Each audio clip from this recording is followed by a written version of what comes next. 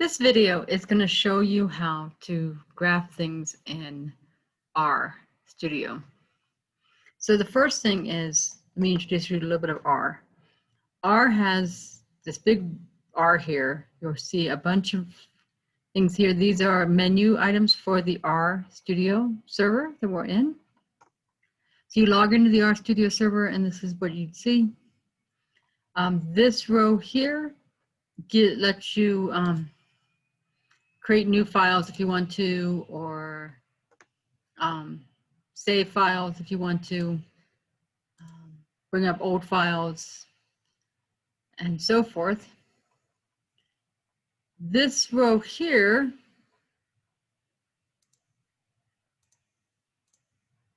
this right here shows you, this is known as the R Markdown pane. This is the console pane. This is the pane that shows you kind of files, plots, packages, help in viewer. And then this pane up here shows you your environment. I have a bunch of things in my environment. You don't probably have anything in yours yet, but you will start building some things into here. If you want to clear your environment, you click on this little, looks like a broom, it'll clear it all out. What I want to do is show you kind of how all this works and how you can make R Studio create some graphs for us. So first thing is, I have an R Markdown file open here. And if you want to open up R Markdown files, you go into, you go into Files, and then you go into Statistics Class Material, and open up the file you want. These are Chapter 01 homework and so forth all the way down. So this is the different homework that you would have. We actually want to be in the home right now. We don't need to be in the class material yet. So this is an R Markdown file that I've created. What is nice about R Markdown files is that they actually have these, what we call the YAML, which is this information right here. This will tell R Studio what everything is. Do not touch this, do not play around with this. You need all of that the way it is. This is known as an R chunk. This R chunk is actually R running itself. The rest of it is kind of a word processing, but this is actually R chunk running.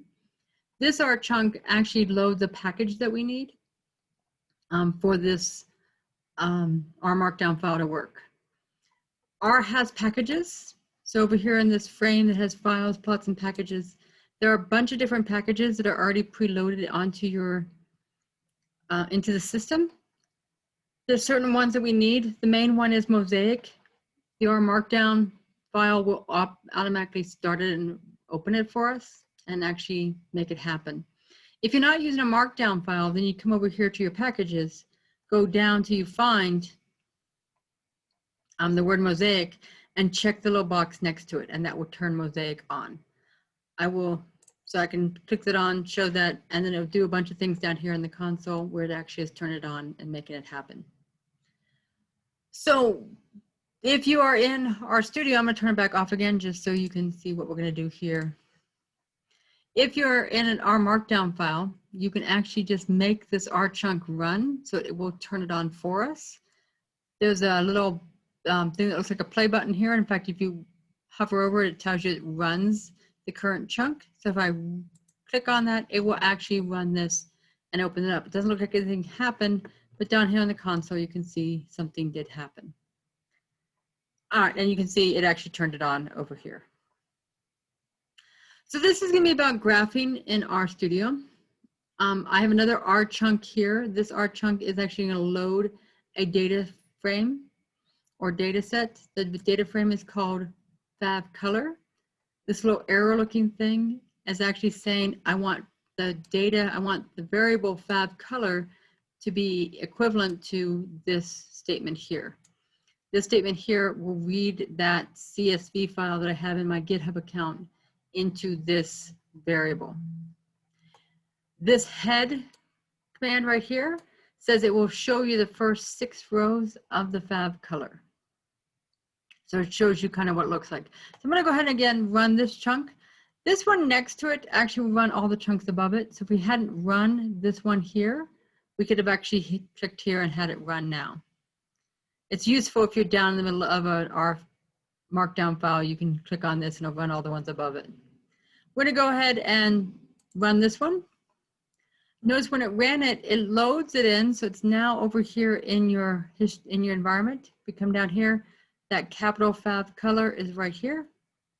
So it's there for us. It actually created it. And then it shows you the first 6 rows. So this has a variable color. These other columns are actually not useful. They actually have nothing in them, and that's why they say NA. It's just the way the program that created the CSV file did this, that these are created, but you can just ignore those. The only variable I need to worry about is color. There are more than 6 units of observation here. If you want to see them all, we can come over here to our environment, click on FabColor, and there they all are. So now you can see all of the different ones. There's 27 different units of observation here. Each unit of observation here was a student in a statistics class telling me what their favorite color is. Notice when I clicked on it over here, it put it in this pane that shows your Markdown files. Basically, it's going to just create a bunch of tabs along here. You can have lots of multiple tabs open. We want to go back to the R Markdown file, so I'll just click on the R Markdown file. Now we're going to talk about creating the qualitative plots. So this is qualitative data because it's just words. And I want to create a plot that will work with this. There are bar plots are usually the plot we will use for these. To create a bar plot, I gave you the commands right here in this. This file is actually available in the technology help folder. But what I need to do is I need to add in an R chunk that will create this bar plot. So again, I'm going to come down here. I like to have lots of space above it and space below it, so I'll put it in the middle. If you don't have spaces, you can always just hit enter to make spaces. But you don't usually like to have it right above the one, hidden above the one you have there. Now to get an R chunk, again, I'm going to go to this row that kind of talks about saving. There's a spell checker here. There's a search the document here. There's knitting, which we'll talk about a little bit. But over here is one that says insert. And if I click on it, I can insert an R chunk. So I now have an R chunk there, which means that whatever's in here will be run by R. And I want to create a graph. So graph is a graph, so G for graph. It actually is considered a graph function, so GF for graph function. R doesn't like spaces, so I use an underscore. Actually, R ignores spaces. So if you put spaces in, R is just going to ignore them. So if I want a space there, just to space it out a little bit, I'll use an underscore. And what I want is a bar. Notice it actually gave me a bar right here. If I arrow down to it, I can hit the tab button and it'll automatically continue typing that for me. So I don't have to memorize everything. It's all there for me. Now the next thing I want to do is I want to put in my variables. A lot of times when we create graphs, we have a response variable and an explanatory variable. So the response variable responds to the explanatory variable. And the way we type it in is we always put the response variable tilde the explanatory variable. Well, in this there's only one variable, and so there is no response variable. But I still need this tilde, and the tilde is in the upper row next to the 1 key. It's the key next to the 1 key. So you can go over there and find your tilde. And so I'm going to put tilde, and I need the name of my variable. So I'm going to come up here and look at my data frame. My name of my variable is color, and it's lowercase color. R is case sensitive, so make sure you use the right case. You will notice that when I was typing color, it came up with a color. That's because R actually has a color command. So don't hit tab on that one because it'll do the command. We don't want that. So this is basically telling it, I don't have a response variable. I do have an explanatory variable. Then it needs to tell it, where did this variable come from? Because I have lots of data frames in here. I need to use this FabColor one. So I need to tell it that my data is equal to the FabColor. And notice if I start typing FabColor, it comes up. And so I can just click on it or hit tab and it'll show it showing up. Then I can come over here and just run that current tab. And there is my bar chart. And that's all there is to creating these. Now, if I look at this, I notice my horizontal axis is labeled, which is great. We like having a horizontal axis labeled. So is my vertical. Count and frequency, kind of same idea. So this is my color. This is my count. but it'd be really nice if I had a title. So to come back here to my R chunk, and after the word color, I put a comma. I don't need the space. I just like spaces because it makes it look a little less busy. R again ignores the spaces. So I'm going to put a title, and title is just title. And title is going to equal, now this is the only thing that's a little different. I got to put in quotes what I want that title to be. So I could say favorite color of students. If I go over here and run the R chunk again, now it's got a title on it. Another thing is I don't particularly like the color. I don't particularly like seeing just black bars. So I come over here outside that quote. I do need the quotes, and whatever's in those quotes, it will type. So if I actually were to do like a typo, I just want to show you what happens when I have a typo there. It does that typo. So it'll type whatever you have in those quotes exactly as they are. And so I don't like that typo. I'm going to fix it. If I want to color, I'm going to do a comma. I'm going to go after the title. After the quotes, I'm going to put a comma and I'm going to type in fill. I want the fill to be equal to, and now again, in quotes, I pick a color. So maybe I'll pick blue. There's lots of different colors you can pick. Blue is just one of them. And so now my bars are blue. You don't need to do this. It just is if you don't happen to like that color. Another thing I can change is if I don't like it saying count and color here, if I'd like it to have a different label on the axes. This horizontal axis is usually called the x-axis. So we call this the X label, which is actually just X lab for label. And again, in quotes, I'd put down what I want that label to be. So maybe I would call it favorite color. And then for this is the y-axis, this one over here. So this would be the Y label equals, or Y lab is equal to, let's say, frequency. And then if I hit the run again, I now have all that on here. Except I spelled favorite wrong, so I can go fix it. And can do that. I can do a spell check, by the way, and it would have caught that I spelled favorite wrong. Okay.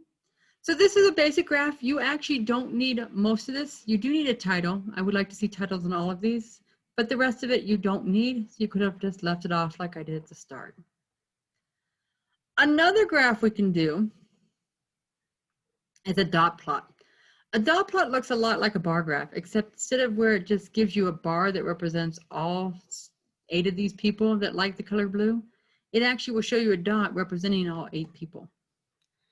So we're going to go ahead and do a dot plot for this. Again, I'm going to put my R chunk in. I like to leave a little bit of space, so you'll see lots of times I'll have space there. And this again is a graph. So it's a graph function. It's a dot plot. So I start typing dot and dot plot comes up. I hit tab and it puts it in there for me. Again, I don't have a response variable. I just have an explanatory variable. My explanatory variable is color and my data is FabColor. Oops. And again, I can put a title and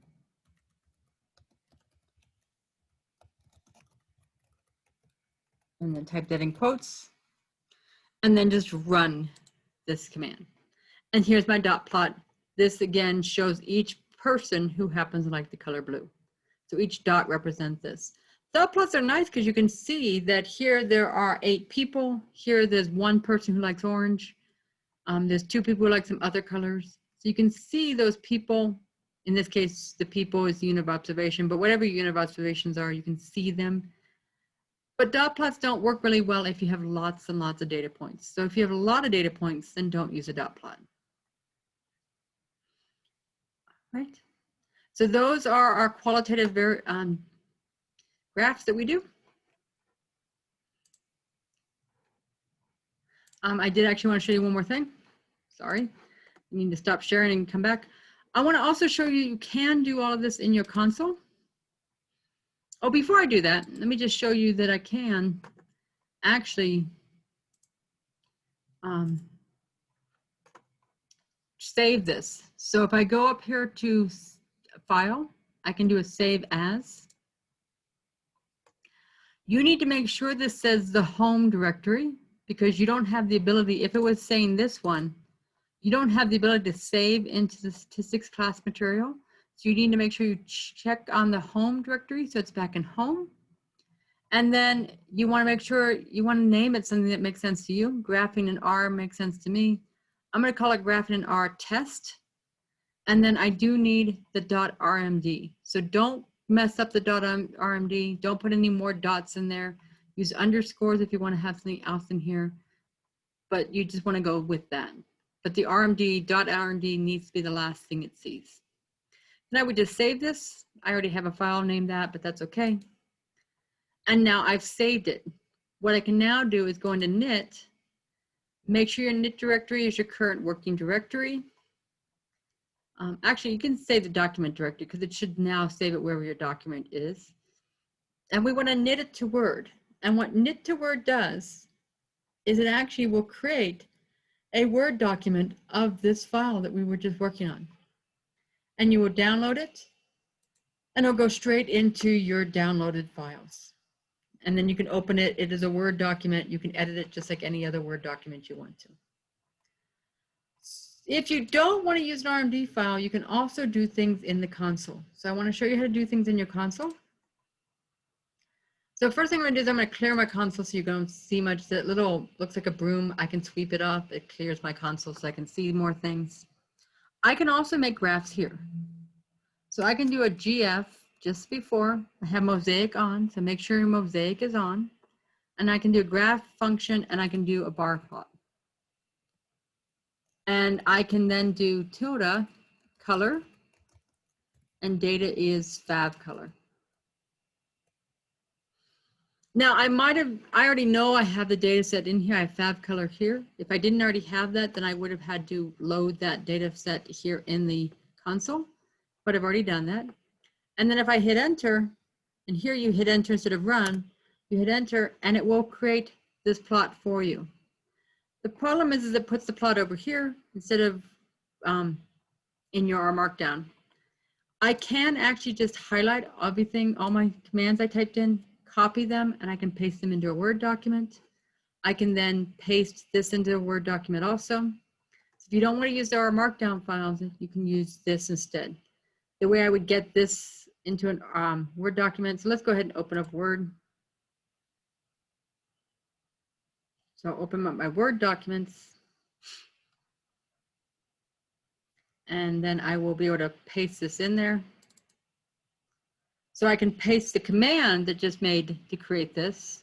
And then I can come over here and I can export this, copy it to clipboard. That actually didn't copy it, but if I do Command C, it actually tells you right click. You can either right click or Command C or Control C, whatever way you want to do this. If you're on a Mac, it would be Control click and right click it, and then you can actually copy the image. Then I can go over here to my Word document and I can paste that image.